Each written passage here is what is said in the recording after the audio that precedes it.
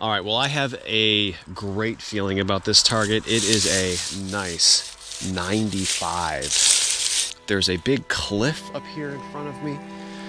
I mean, doesn't really make any sense for something to be right here, but let's see what it is. That looks like an old coin. Yes.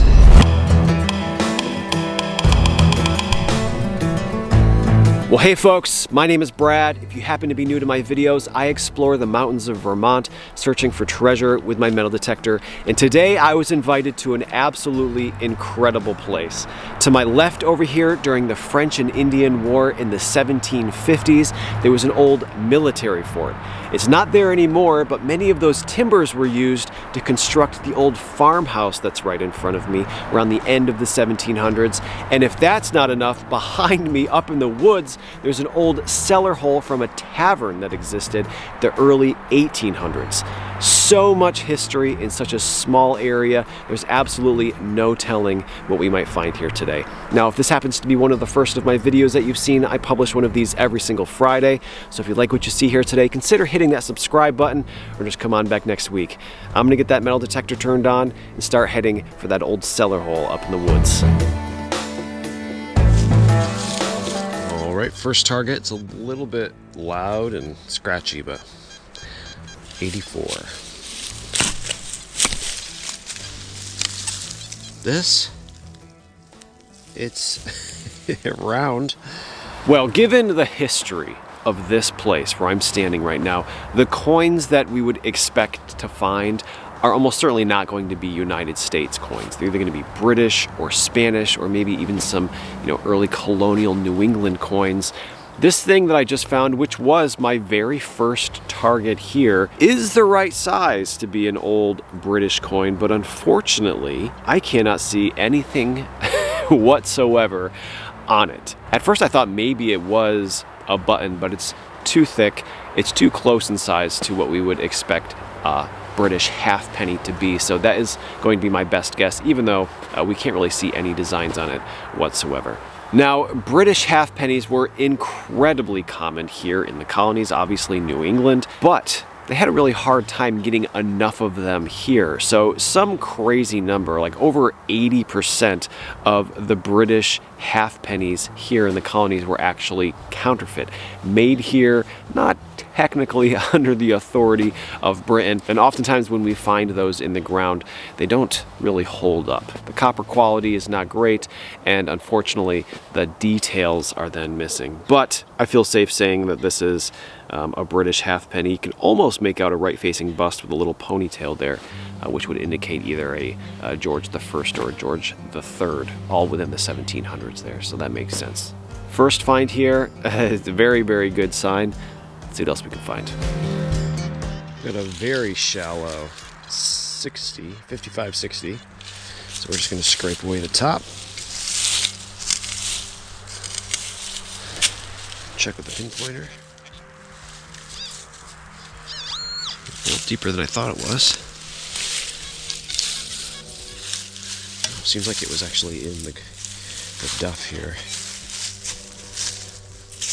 So it was very shallow. This, holy smokes. That is a white bronze button. In the base, basically in the leaves and pine needles. This is what we're always looking for when we're hoping for 1700s buttons and coins and artifacts. That's a great sign. They always come out shining like they were brand new. Sometimes tricks you to think it's a silver coin, but didn't ring high enough on the metal detector. Beautiful. All right, right here we have a really nice 81. This?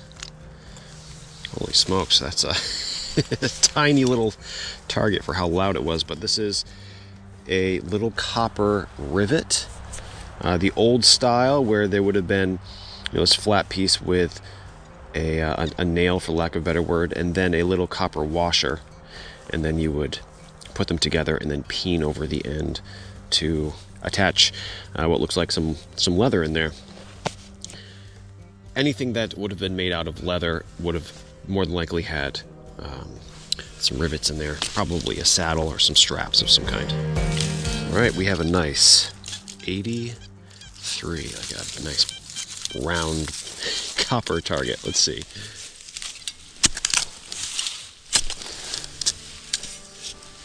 I see it. It's big and round. Way bigger than I was expecting it to be. Is it a button? It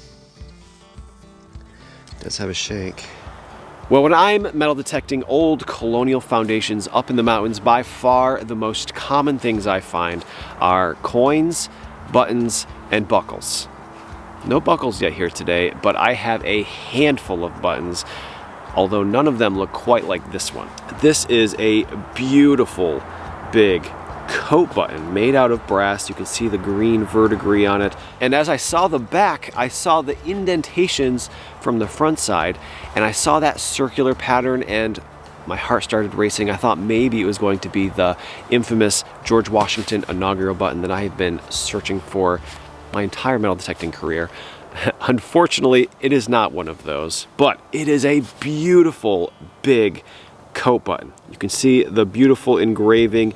It almost looks like there may have been something in the center, but unfortunately it is just too faint to make out. At a place like this, it's not uncommon whatsoever to find a dozen or even 2 buttons in just one afternoon. Getting pretty close to a dozen already, but like I said, this large coat button is a fairly rare find for as beautiful as this one is.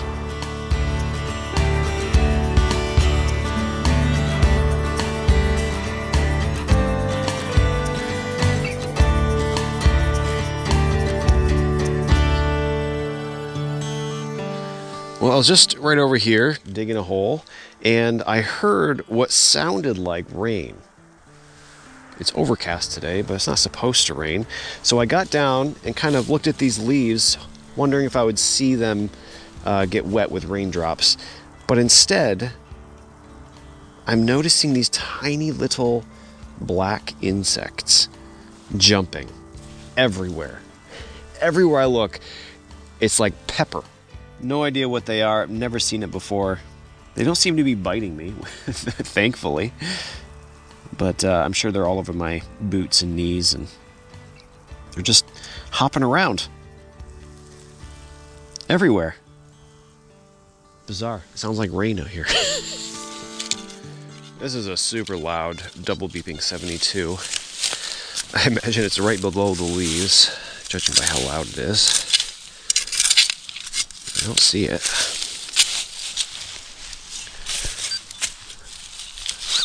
I did move it. Whoa. Unbelievable. These things are so shallow. It was like, it must have been in the pine needles, and I scraped it to the side. Look at that incredible white bronze button. It cleans up as if it was brand new. And this thing is almost certainly over 250 years old. And it's probably been sitting there nearly as long. Beautiful. The shank is a different alloy. It has quite a bit more copper in it, and so it's a little bit more rotten.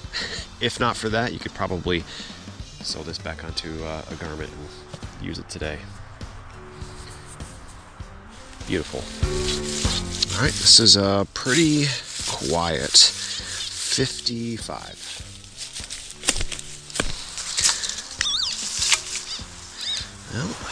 Well, we found our first item that is not a coin, button, or a buckle. It is, of course, a utensil handle, almost certainly a spoon. Forks in the 1700s and the early 1800s weren't very common, and the ones we do find are typically made out of iron and only 2 prongs. So this piece of pewter is almost certainly to a spoon. Very rarely do we find maker's marks on these old pieces of pewter. This one actually has one, and in a place that I don't typically find them. Usually it's on the small, thin part of a spoon handle. This is on the large flare at the end. It is actually incredibly legible. We can read Dixon and Smith. after a quick search on my phone, it seems like this particular manufacturer was in business around 1811. And that date makes a whole lot of sense why we would find it here. We're finding lots of things from the 1700s and of course the history just a stone's throw from here. But the people that lived here more than certainly were here well into the 1800s, and the landowner actually told me that they've seen photographs from the 1800s of this place while it was ruins. So my best guess is they were here 1830, 1840, and then left like lots of folks up in the mountains of Vermont did, moving out west. Really, really cool. It's not uncommon whatsoever to find utensil handles, but very rarely do I find one where I'm able to place a pretty specific date on it, given the maker's mark.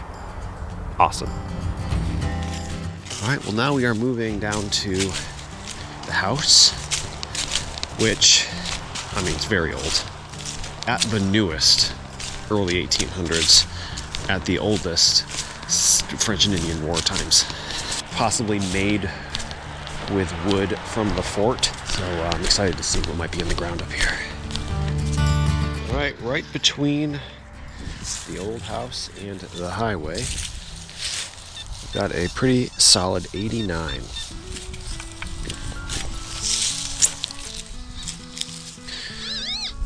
Oh, that appears to be a silver coin.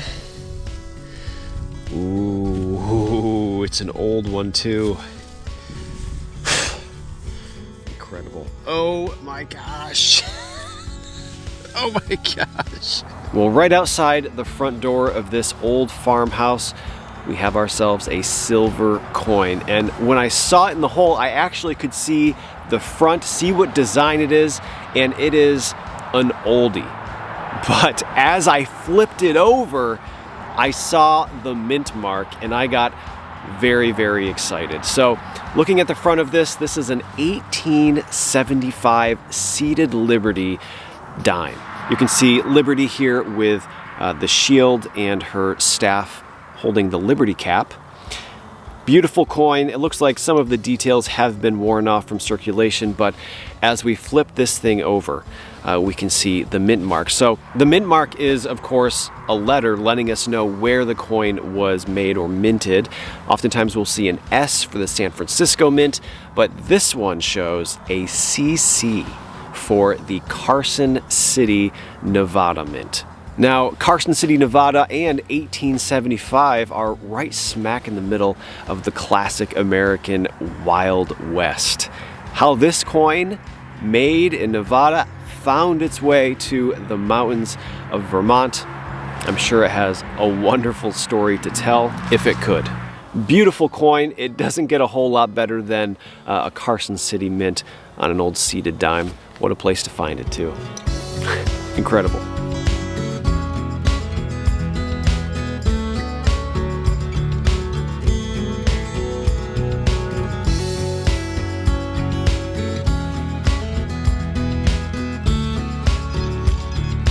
I'm on the side of a pretty steep bank here, so things could be shallow from erosion. Got a really solid 82, so it's shallow.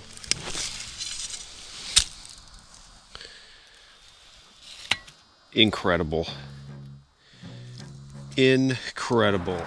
Well, I just got done saying that the things that I predominantly find at old places like this are coins, buttons, and buckles, and I had not yet found any buckles, which was very out of the ordinary, but what I have here is a very old buckle and one of my favorite kinds to find. This is a knee buckle. You would find one of these at the bottom hem of these short breeches that men in the 1700s and very early 1800s would wear. This is, for me, an iconic piece of fashion from the 1700s. Folks stopped wearing them very early 1800s and then never really started wearing them again. So when you find one of these, it's a wonderful little window into that very specific time in history. Now, where I found this buckle, I think is pretty interesting. Right in front of me is the old farmhouse where the family currently lives. To my left over here is where the fort was, and right behind me is this sheer rock cliff. started walking away from the farmhouse up the cliff, and that is where I found this buckle. So we're going to spend some more time up here. Maybe we can find some things that are related to that French and Indian fort that's right over here to my left. I've got a very shallow 74. Scrape the top. You see it yet?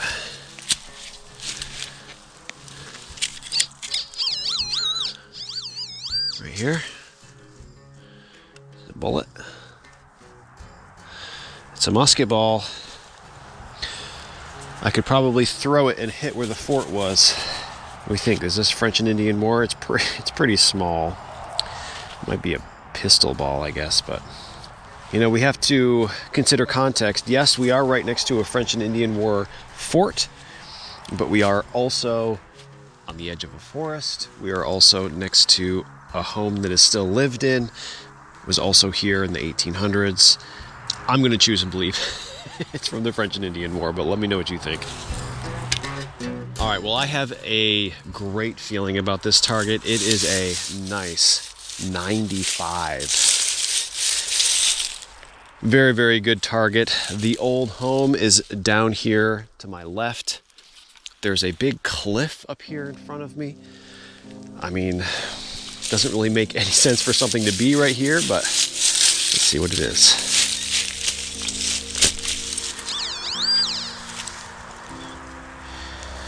That looks like an old copper coin. Yes.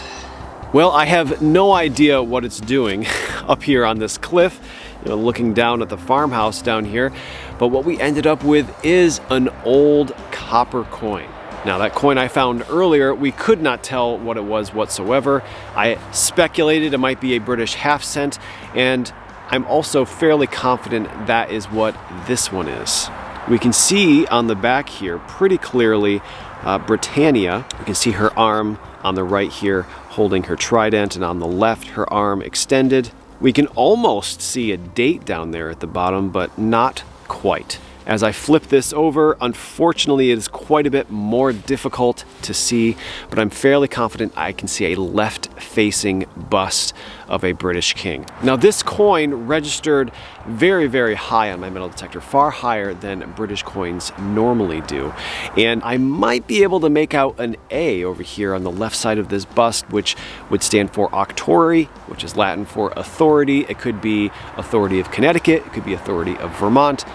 In any case, it is an old copper halfpenny, more than likely from anywhere between 1720 and 1800. Awesome old coin. Why it's up here on the side of this cliff, I have no idea, but I'm glad I took the chance to hike up here and do some searching. It paid off this time. All right, once again, just below these cliffs, got a nice solid 81. On this rock, it looks like. I assume these all fell after whatever this thing is fell here. Way down in these stones. I can hear this. That. All right. That is a massive musket ball that made impact. Twice as big as those pistol balls we were finding earlier.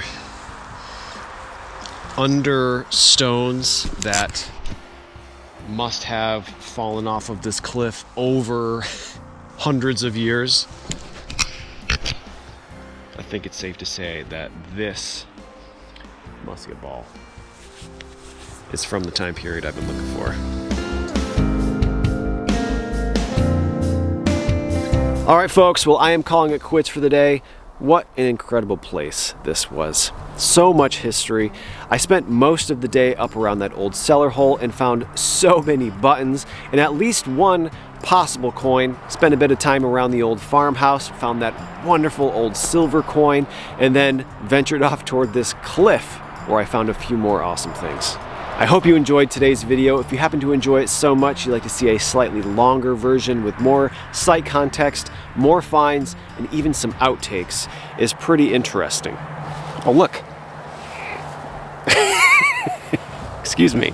Consider becoming a Green Mountain member. All the information for that will be down below the video in the comment section. Thanks again for watching, and hopefully you'll join me next Friday for another new adventure somewhere up here in the mountains of Vermont.